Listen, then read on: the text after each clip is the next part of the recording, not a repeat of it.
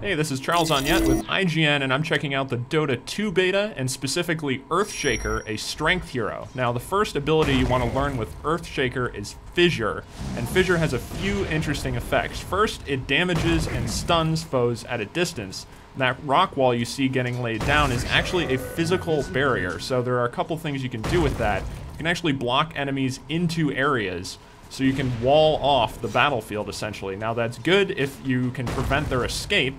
It's bad if you happen to trap in some of your friends. However, if you're good at it, you can actually save a friendly hero from getting killed by stopping their attackers from advancing. It also gives Earthshaker, normally an up-close melee character, a bit of a ranged attack, and that stun, especially in team situations, give your teammates a little bit of time to follow up with an extra attack to maybe get the final blow if you can't get there in time.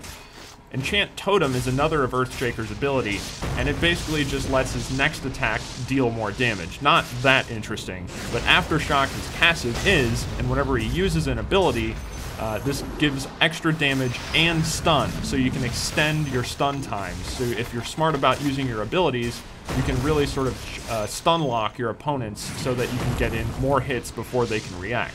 His final ability, his ultimate ability, is called Echo Slam, and when you trigger this, it basically does an area of an effect attack, but it has the additional advantage of doing ricochet damage off of targets that it hits, so it's best used in a big group.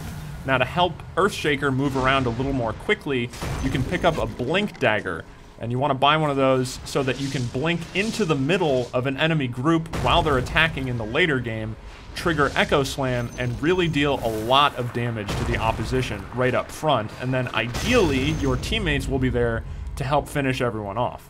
Of course, this is risky, jumping into the middle of your entire enemy force, but it can be really effective if you're able to pull your stuns off correctly, immobilizing them and damaging them for a long enough period of time that your team can really take them all out, and hopefully you don't die in the process.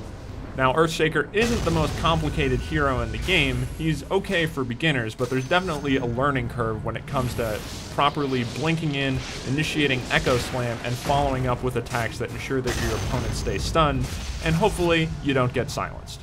There's no release date on Dota 2 yet, and you can read more on IGN.com.